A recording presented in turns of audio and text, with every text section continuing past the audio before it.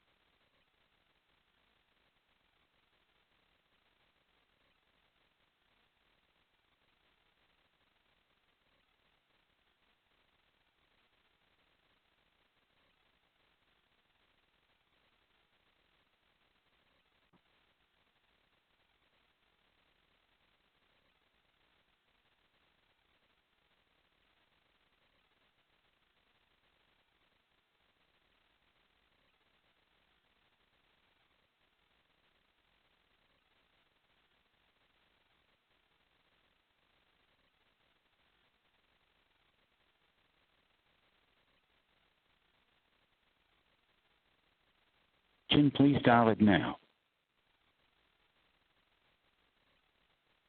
1. For academic.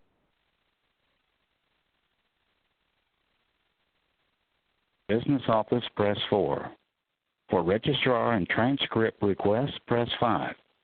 For library. For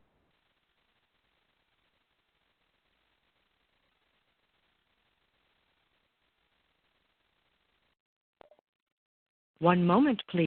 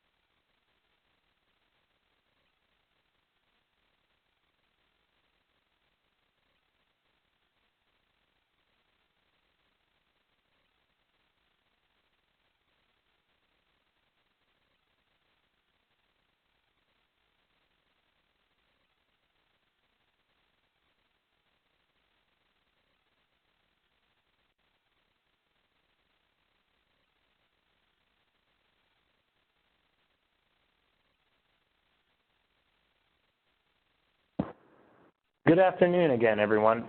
We want to make sure that everyone's able to hear the audio. So if you all could please click the hand button that is part of the participants section of your window. It's in the bottom right underneath your name under the attendees. I just want to make sure folks can hear. Are people raising their hands? Yep. Fantastic. We're going to go ahead and get started then. We'll start by just introducing individuals who are in the room here from the department, and then we will begin the content. So my name is Michael Derline, Senior Director of Educator Licensure and Preparation. Hi everyone, this is Amy Insano, Senior Director of Educator Prep. Hi, I'm Tiffany Dellard, Senior Project Manager for Communications. And I'm Ron Blaylock. I work with the EPIC grant in the CTE area, but I'm also coming into more state work, so I'm happy to be here. All right, so the purpose of this webinar is to clarify the expectations related to the review of specialty area program requirements, also known as licensure programs. And then we're also going to pay particular attention to supporting in your understanding of navigating the TN Atlas system, as this is a very new part of our work. So what is a SAP review? Unfortunately, we picked an acronym that's very similar to SPA, which some of you may recognize, the Specialized Professional Associations. SAP stands for Specialty Area Programs. And through the educator preparation policy, the state board's policy, as well as their literacy and specialty area standards policy, they set forth the expectation that with every review that's conducted of an educator preparation provider, those specialty area programs must be reviewed as well. So regardless of pathway, whether a provider is electing to go through a CAEP accreditation pathway or a state-managed review pathway, the specialty area programs are reviewed during that process. The exception for the time being is that instructional leader programs sit outside of this current review, though we are coming up to a date when which they will all need to be reviewed again, and we may just fold those into other review processes.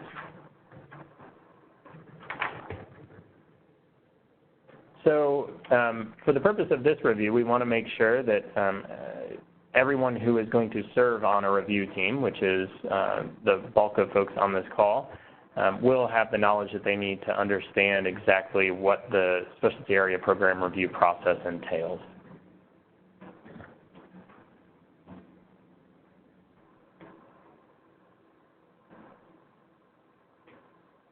We wanted to highlight specifically some connections between the specialty area program review and the comprehensive review. So for individuals who have seen our TNCR, Tennessee Comprehensive Review Handbook, you'll see that we've referenced within and across programs in a number of areas, and we've outlined a few below. This is also true for CAEP managed reviews. So in practice, the way this looks is that when a team is on site reviewing the provider and across the CAEP standards, there's also some investigation into the consistency of specific expectations within and across specialty area programs. So again, regardless of whether it is a CAEP managed review or a state managed review, there is a strong connection between the expectations laid out for educator preparation provider reviews and specialty area program reviews. I'm going to turn it over to Annie, who's going to provide an overview of the SAP review. Okay, so the SAP guidance document is a document that we've published in the EPP update over the last couple months, as well as explain this guidance document during training for those who attended the TNCR training in June. I wanted to just briefly go over the SAP guidance document so all those are familiar with each component of this document, and to provide an overview of the guidance we gave to EPPs who are generating those reports. So it's very clear on what was asked on the front end so that when we get into the review requirements, there shouldn't be any questions about that. So there are three parts to this guidance document. Step one is verification. So EPPs work with the department to ensure that we have on record the most current, up-to-date, approved and conditionally approved specialty area programs. We have now been using our TN Atlas platform to update all of those SAPs and keep solid records along with when the dates of the SAPs were approved and conditionally approved, and then approved post comprehensive review. This is a very important process in that we're all on the same page as EPPs begin to generate those reports for the SAP. As we have these discussions, generally one-on-one with the EPPs who have upcoming comprehensive reviews, they verify these SAPs, and the review team leads will receive a spreadsheet with all of the approved and current and conditionally approved programs. What's important for you all to know as reviewers is that the review team lead will support you in assigning the specialty area programs so that there are particular clusters that you'll review. So for example, if there's 3 or 4 people on a review team and the EPP that's being reviewed offers somewhat between 20, 25 SAPs, those will all be divvied up among the review team members for review. So really lean on your review team lead in terms of those assignments and understanding which SAPs need to be reviewed. So step 2 lays out the SAP review sections. There are 5 sections in which EPPs will complete for each cluster of SAPs within that review. I'll go over these briefly because what we'll do later on in the webinar is provide specific detail about how to review each section.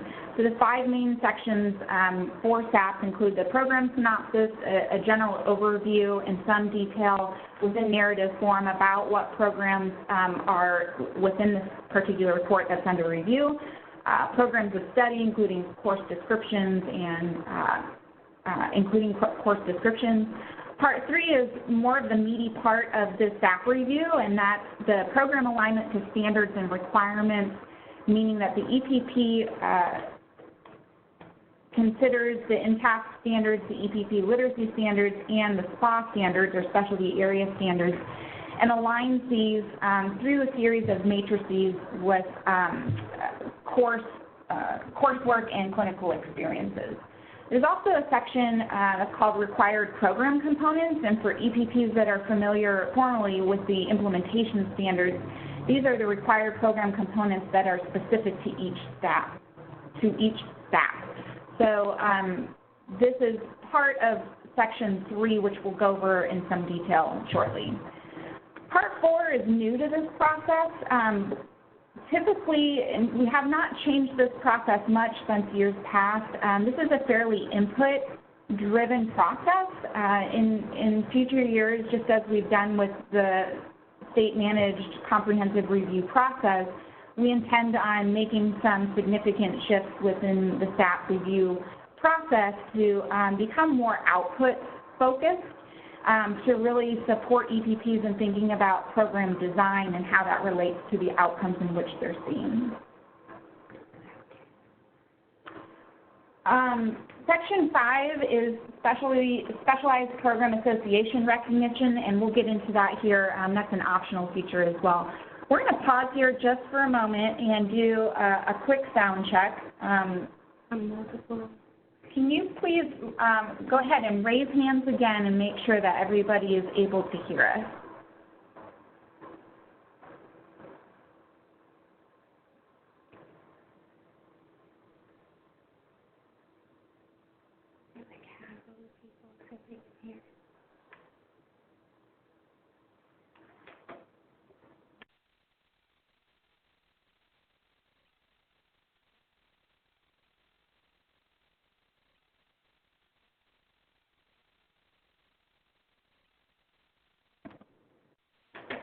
Okay, thanks everybody. We'll move on here. Before we get into the details about step 2, I wanted to also talk briefly about step 3, on-site visit requirements. As many of you know, our EPPs have been working diligently to align to the EPP literacy standards across multiple programs leading to initial licensure over the last couple of years. A new feature for the SAP review process will include specific interview questions being asked of EPPs specific to early childhood, elementary, and special education programs. So you might be asked during the on-site visits as you're reviewing these specialty area programs to interview either current candidates, clinical educators, faculty, administration, et cetera, and to really get at the heart of what this literacy standards implementation looks like. So it's important to lean on your team lead there for additional guidance as you get closer to the on-site visit. So let's talk about reviewer responsibilities. If you're familiar with the TNCR training, this independent review of specialty area programs is very similar to how you were trained with the standards review for the self-study. If you're not familiar with this, don't worry. This is a pretty straightforward process, and again, your team leads will be able to provide for you additional guidance as questions arise. So once review team leads have assigned the specialty area programs to review team members, and everybody understands which clusters of SAP will be required for review, the reviewers will receive what's called a Specialty Area Program Evidence Tool. And I will show you a screenshot of what this looks like, as well as after the webinar, send review team leads that are currently comprised in reviewing EPPs that evidence tool so they can get started on reviewing SAPs as the timeline necessitates.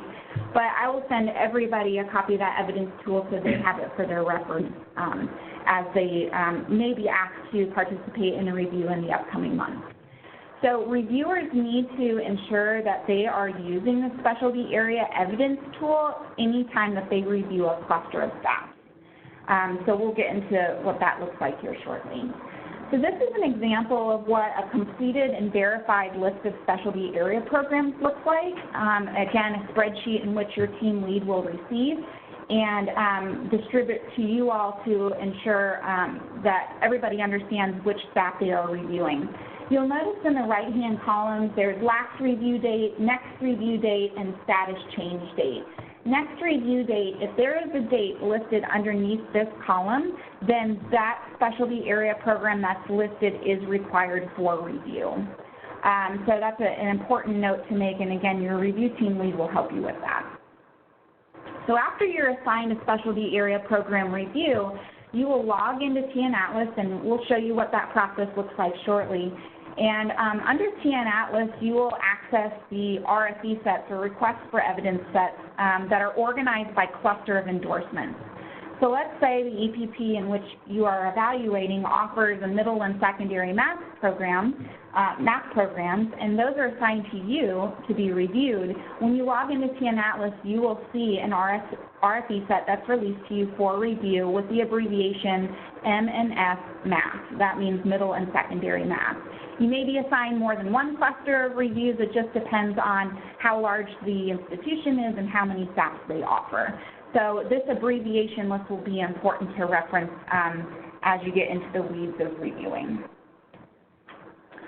So step one will be an independent review of the SAPs. And with the SAP evidence tool, you will locate evidence from the narrative prompt responses and file uploads for each section. What you'll do is identify and record evidence that's either consistent or inconsistent with the meets expectations language. Then you will draft rationale, questions, and requests for additional evidence within the additional notes section. Finally, in step one, you'll provide a rating for each section. I think we'll pause here, and Michael, feel free to chime in at any time, but this is, remember that this is part of the formative feedback review process, and meaning that this is an iterative review. And so this will be the very first time in which reviewers set eyes on these SAPs and review the evidence, knowing that there are going to be additional opportunities for the EPP to respond to that. So if there's something that happens to be missing that you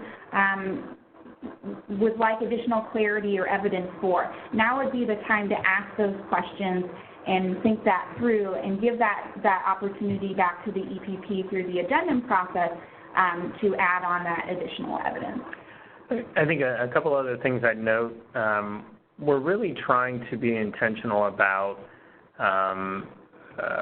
expecting that a lot more of this work happen prior to the on-site visit. So I think in the past we've seen some inconsistency with that where reviewers have been doing a good portion of the review on-site. What we'd like the on-site review to be more focused on are really time spent with current candidates, alumni, faculty and staff, leadership, asking questions that are related to specific areas of deficiency or areas that you'd like to highlight as strengths. So as you're reviewing specialty area programs, you can also be thinking about the sorts of questions you might want to ask of those various groups while on site. Great, thanks. So step two, independent review of the SAP. Reviewers will, after we've gone through and completed an evidence tool, reviewers will be asked to summarize their findings and include any sort of substantive and pervasive issues they're seeing throughout the specialty area program report. List any minor or major stipulations and or requests for additional evidence, and then generate an overall rating with accompanying rationale for the SAP at this point in the review. Then what will happen is that the review team lead will then get everybody back together via conference call or whatever is appropriate for the team and provide an opportunity for everybody to report out on those findings and talk through the minor and major stipulations or requests for additional evidence. And what will happen at that point is all of that information will factor into the formative feedback report, which will then be submitted back to the EPP prior to the on-site visit to give additional time for them to respond, to provide that additional evidence if need be, and submit that back to the review team. So again, all part of this iterative review process and some work to be done on the front end prior to that on-site visit. So reviewer tools, what will you need when you start a review after those clusters of SAPs have been assigned to you? You will need access to TN Atlas, which I believe that if you've attended TNCR training, you already have access to that. If you did not attend that training, but you've been a CAEP reviewer before and have attended other comprehensive reviews in the past, you might have a TN Atlas account. We want to ensure that you're assigned as a reviewer in there. So if there's any questions about your role in TN Atlas, feel free to reach out to me and I will be able to look into that for you. It's really important to also access, in particular, the literacy and specialty area standards for educator preparation. That's policy 5.505, found on our tn.gov/SBE website. We always give you the link there to ensure you have the most up-to-date policy language. This policy will be very important to review to ensure that you have the language that's associated with each particular SAP, in particular the program components, and we'll show you what that looks like here in a moment. It's also important to review the Tennessee Educator Preparation Policy, that's 5.504, and then of course your evidence tool for SAPs, which you will complete in addition to entering that information into TN Atlas. So I'm going to pause here and just see if there are any questions at this point prior to moving on to reviewing each SAP section.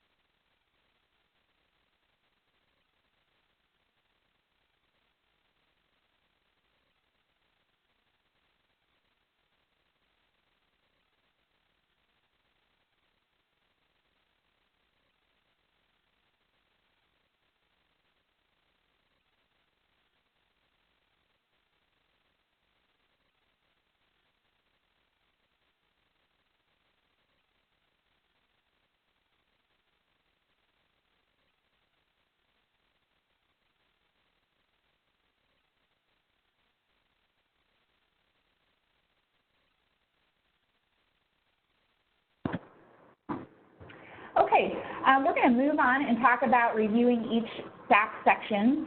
So again, within step 2, we briefly reviewed each of the sections that EPPs are required to complete for each SAP or cluster of SAPs. We're going to go through each and every one of these to ensure that you as reviewers understand what the meets expectations language is and how to properly evaluate each section of the report. So part 1 was program synopsis. So the meets expectations language is going to be listed here on the slide so that you're clear on what that is, and it's also going to be listed within the evidence tool, which again we'll provide for you after the webinar. So meets expectations language for part 1, program synopsis. The specialty area program narrative clearly describes the design and structure of each program, including majors, the program levels, whether it's undergrad, post-bac, et cetera, clinical practice types like student teaching, internship, and job embedded, as well as program sequence. And we're going to talk a little bit in detail about that one shortly. One thing I'll say here is anytime we meet with an EPP who's generating these reports, we try to reiterate that this this part of the report should not be viewed as a checklist. It's an opportunity for the EPP to provide a rich narrative, to provide as much context about that particular SAP or cluster of SAP so that the reviewer understands what the program is that he or she is evaluating. This is also an opportunity for the EPP to go into detail about that program sequence in a way that's not just uploading their program of study. It's the opportunity to talk a little bit about the coursework, the field experiences, and the clinical practice, and sort of what this looks like through narrative form. Michael, did you have anything to add on to that? I would say this also may be a space where you might be able to flag certain things that would be of concern that are outside of some of the broader policy requirements. For example, the length of clinical practice, the expectation that candidates get at least 2 clinical practice placement settings, the expectation that job-embedded candidates have a clinical mentor just as other candidates do as well. So this is kind of just an initial space for you to start to identify if there are any concerns in some of those areas.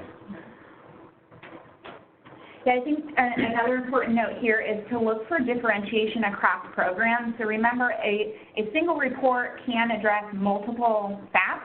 So for example, we clustered all of the world languages together. So if the EPP offers Spanish, French, German, et cetera, in a particular report, you'd want to be seeing that the EPP addresses each of those programs throughout the report, and specifically within Part 1, the program synopsis here.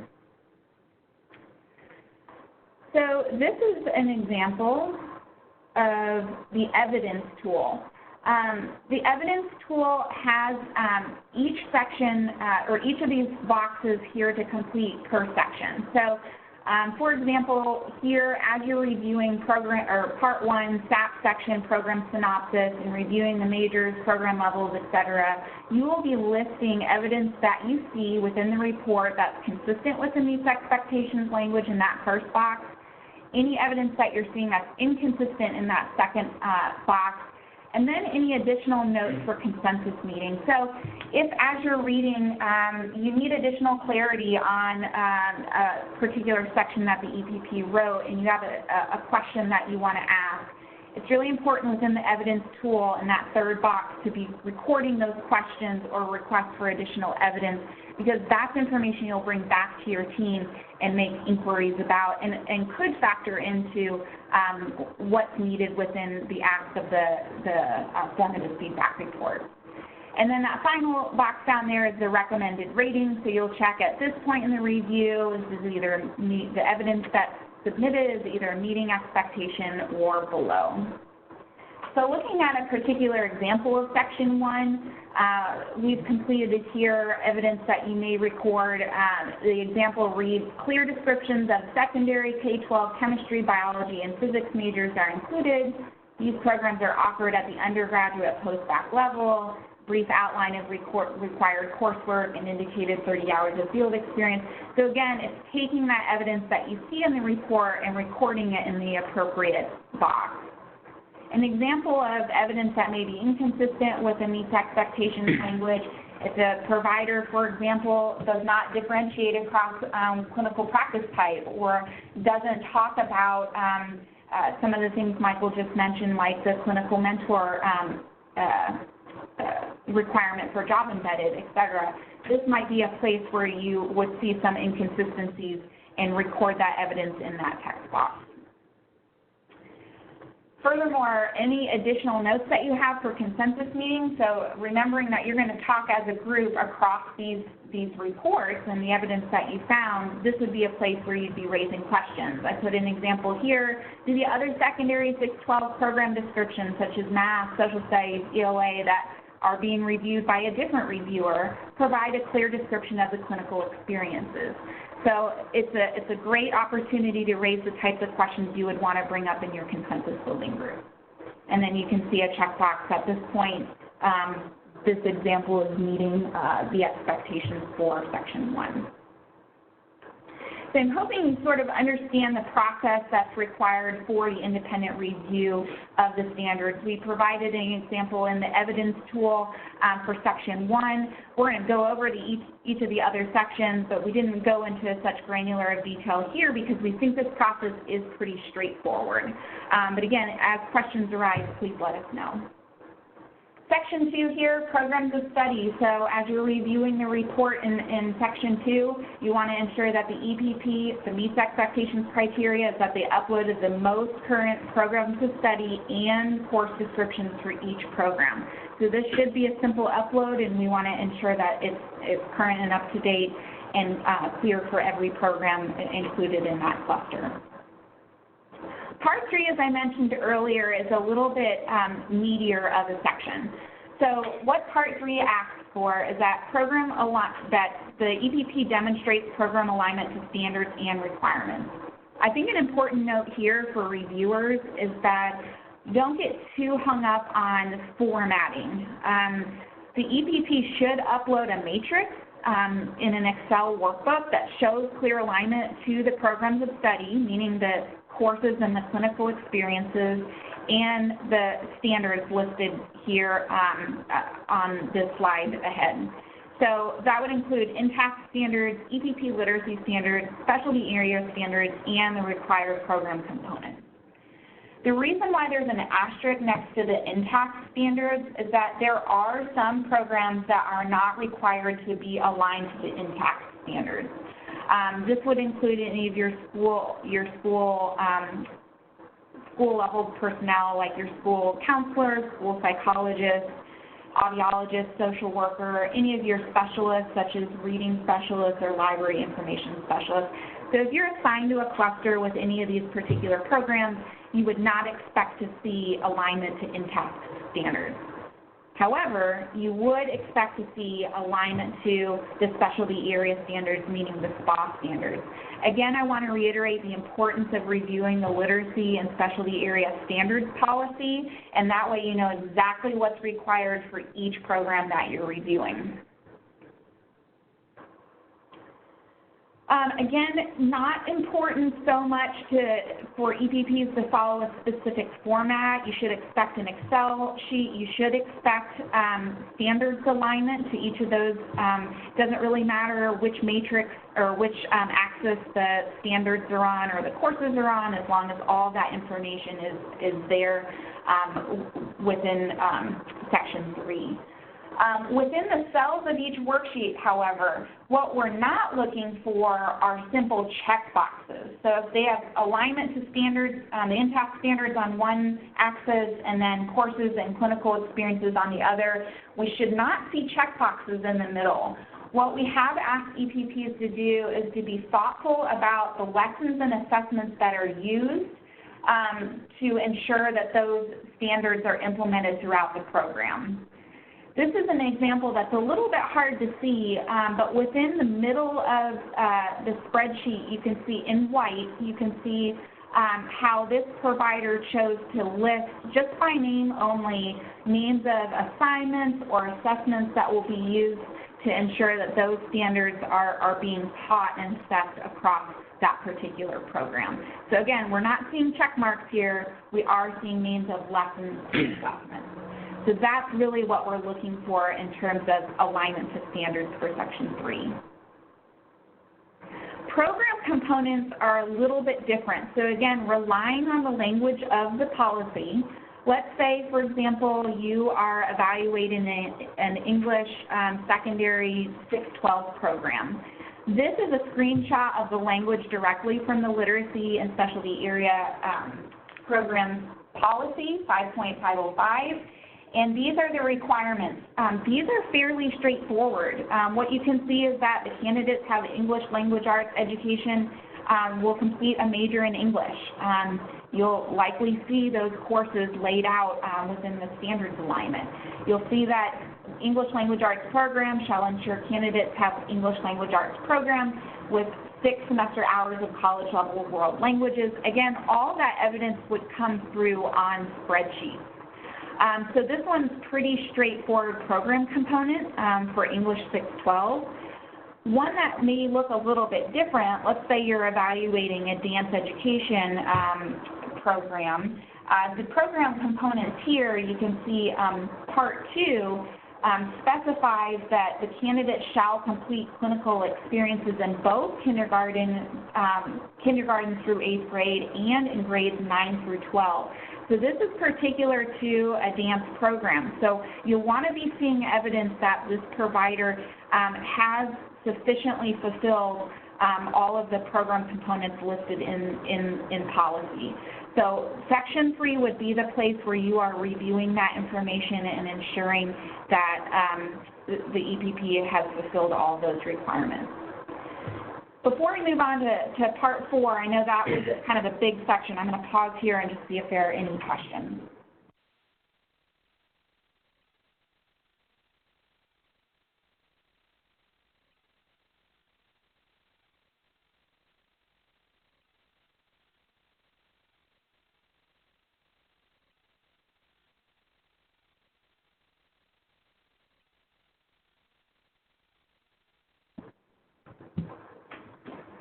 All right, I'm going to give Annie a little break here. So the Section 4 is this section that she referenced earlier that is fairly new, data and program effectiveness. And what we're asking for here is that the EPPs should begin to dig into some of the data that we've provided through annual reports via Insights tool. There may even be some data that has been analyzed internally or using the SAP TVOS portal, and has been kind of thoughtful about trying to demonstrate that these programs are effective, or responding in such a way that there's a recognition that they aren't and that program changes are needed or are being considered or have been made recently. This information, as she noted earlier, will not factor into the approval recommendation directly, but we do want to be mindful of how we may be able to make this shift towards impact and outcomes in the future. And then lastly, Section 5, SPA recognition. So while the State Board does not allow SPA recognition to suffice for state approval in lieu of a state-managed specialty area program review, you should provide this information as it may serve as, EPPs will provide this information, and you may want to review this as part of your review process. So it's just kind of more of good information and knowledge to have, and there may also be some follow-up questions you have about that process. Thanks, Michael. So at this point, that concludes the review of the components in which reviewers will be required to review for each one of the staff reports. Again, this should be straightforward. The things to remember here is that an evidence tool should be completed for any cluster of SAPs that are reviewed, and also we'll update that information in or that review for within TN Atlas. And I'm going to show you how to navigate TN Atlas here in just a moment.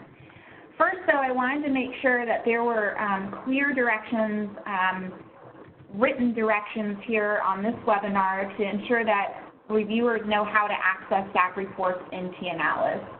What's important to note here is that spreadsheet that the team lead provides to the review team so that review team members know exactly which programs they are reviewing. It's important to provide that information back to the department because we actually have to go into TN Atlas and individually assign those RFE sets to the particular reviewers that have been selected. So once we have that information, we'll ensure that the reviewers are assigned to the right tasks. And then once that occurs, you'll be able to log into TN Atlas. You'll select My Reviews, and then you'll click on any staff report to be reviewed. And again, these are have abbreviations so that you should make sure that you're assigned to the correct staff. And I'll show you what that looks like in a moment. And then there'll be a button down below that will say For Review. And once you're in the RFE set, you'll see all of the information for the entire report, and you'll be able to click on a rubric for each one of those sections and add in the evidence that you see that's consistent with meets expectations, and then evidence that's inconsistent, and be able to assign a rating. So I'm going to attempt to get out of this PowerPoint and give you all a chance to see what this looks like on TNCR. Okay. So we're going to log in as educator preparation at tn.gov, and we are in our pretend university, which is Pathfinders University. So however you're assigned in TN Atlas, you will land on your home page, and you will go to My EPP Reviews. So again, this is once these are assigned to you and you're ready to do your review. You'll go into My EPP Reviews, and you will go to, there'll be a list down here. So next to Comprehensive Reviews, you should see SAP Reviews.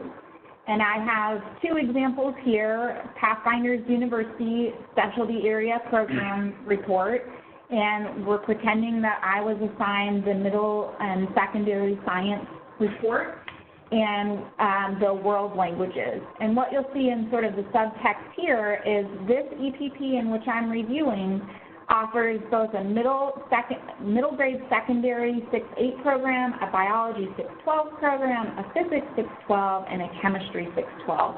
So these are custom to what the EPP offers, and it's important to note that that this matches what you believe you were assigned. So we'll click on this one right here.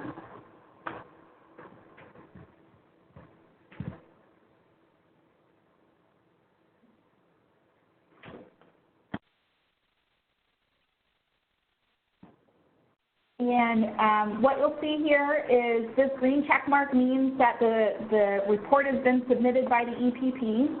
And with accordion style, you can see each one of the 5 areas that we have described here. So if we go on to program synopsis, we keep dropping down the menus here, and you can see here is the meets expectations language again. And you'll see all the evidence that the provider gave for program synopsis. So this is what you're reading over. If there's any file uploads, for example, part 2, programs of study, you'll see all the file uploads right here. You're able to download those, open them up, read it, review it. And then for each one of these sections, you'll see there's, within the yellow band here, you'll see the rubric. And what will pop up on rubric, even though it's not doing it for me here, is going to be the meets and below opportunity for rating. And then, let's see. I think that's okay. What will also pop up, it's not showing it right here, this will be an opportunity, there'll be a button here, you can either select meets or you can select below for your rating. What will also pop up, even though it's not showing here, is the opportunity for you to type in your evidence that's either consistent with meets expectations or evidence that's inconsistent. So I apologize for not showing up on this end. We might have not clicked the button that we should have here. But that's where you'll actually input your information.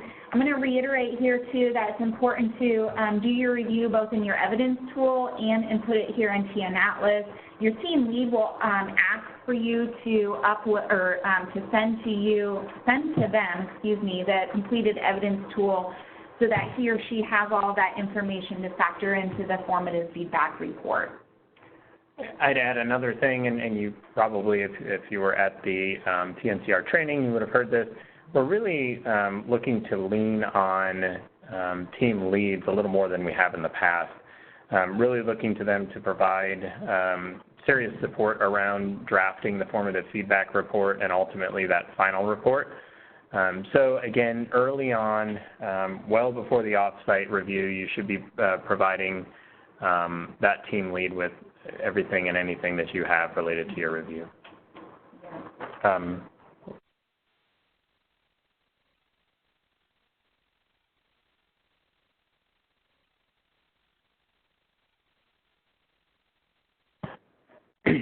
Okay, thanks for that, Michael. So this is what it looks like in TN Atlas. Again, this is a new platform for everybody. It's a new platform for how EPPs are inputting this information. It's new for us at the department. This is the first time we've used it for these purposes, and it's clearly new for reviewers as well. We're learning every day how to make this platform better. We've been leaning on our EPPs who are currently going through this process to give us feedback on what improvements we can make. And we really do appreciate any feedback you give to us as you serve as reviewers in this capacity. And we're happy to help you troubleshoot should any issues arise. There have been some questions about who would be the best contact person as it relates to comprehensive reviews in general. I think it's helpful to direct those to me first, and then if there are other members of our team that can help support, we'll make sure to get them involved as well. So emailing me, calling me on the phone, setting up a call, that's all something that we can do to ensure that your reviews of these SAPs go as seamlessly as possible. So it's also important to really, again, rely on your team lead. We've been in direct contact with most of our team leads that will be conducting reviews this fall. So, so any questions that you might have, you could direct them to your team leads first because we're in pretty regular communication with those folks. So at this point, I'm going to pause and see if there are any final questions either about TN Atlas, SAP reviews, et cetera. And I'll pause here to see if there are any last-minute questions, and I'll pull up our contact information simultaneously.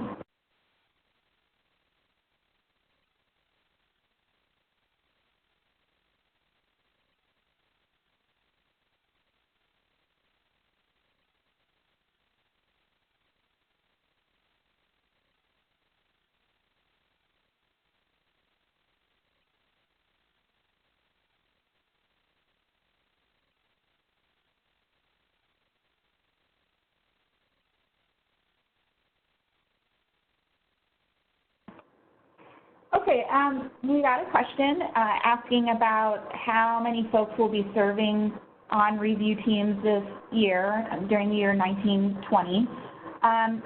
To be completely honest with you, we are facilitating 13 comprehensive reviews over the course of this next academic year. That includes state managed and the joint CAEP state reviews.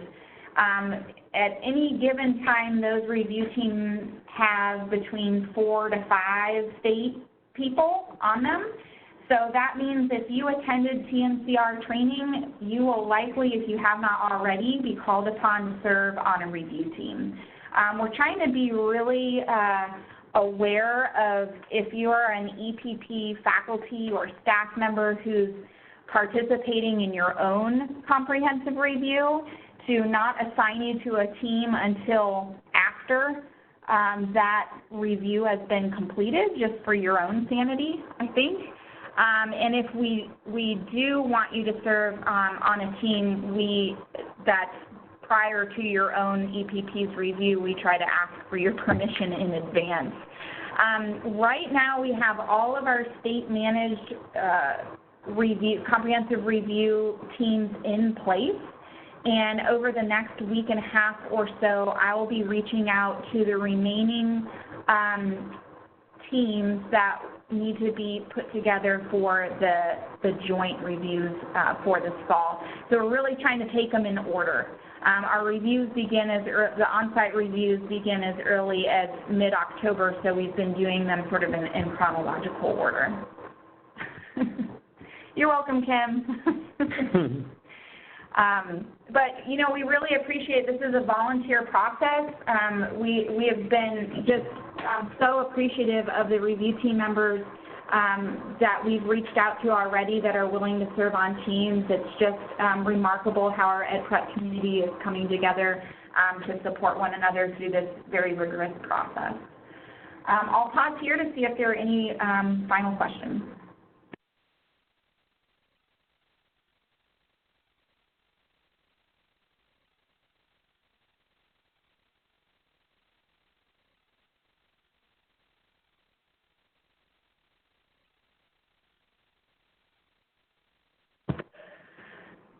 Okay, with that said, we have not received any other, or have we? No, we have not received any other questions, but we're always here. Oh, we have. Hold on.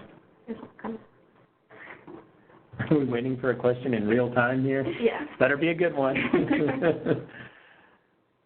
We'll wait just one more minute. Yeah, and as we're waiting too, if you're thinking this through more thoroughly and have follow-up questions, direct them to me. Also, if you have colleagues who were not able to attend, or you're a review team lead and you know that your review team members were not able to participate, please remember that a recording of this webinar will be available after, it generally takes about 2 days for the recording to be edited and posted in a way that can be viewed. So we will be reaching out to team leads to ensure that every team member on your team has actually viewed the webinar and participated. We want to make sure that everybody is adequately trained as they approach these upcoming reviews. So the question we got was about assignment of review team members to a cluster or within clusters. Annie, if you could go back to that slide, that would be helpful.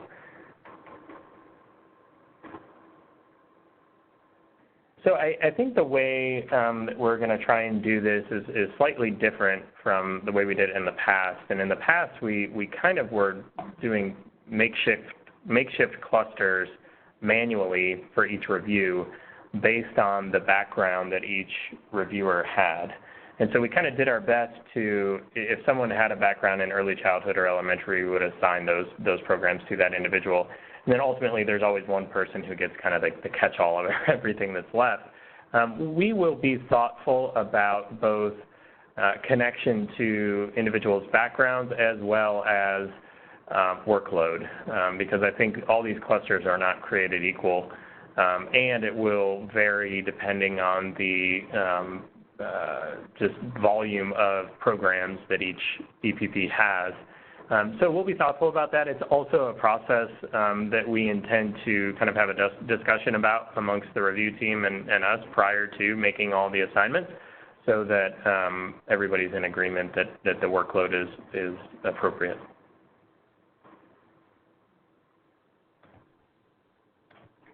Anything else?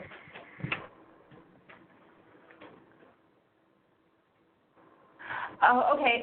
One additional clarification. So on the screen here, we're showing again those clusters. And Michael, please forgive me if I'm repeating some of what you just said.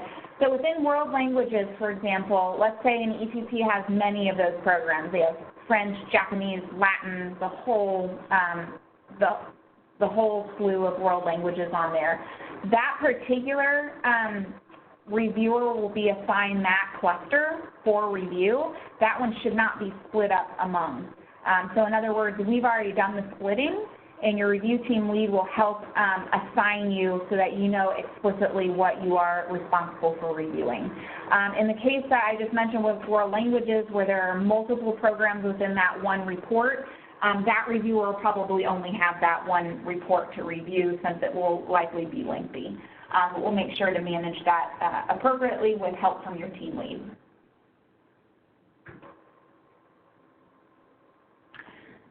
Okay, I think with that, we hope this was helpful for you. And again, you know, feel free to reach out with any additional questions you have as the process continues forward and you begin reviewing specialty area program reports. We thank you for being here with us today, and we look forward to working with you all in the upcoming academic year. Have a great day, and we will be in touch soon. Thank you.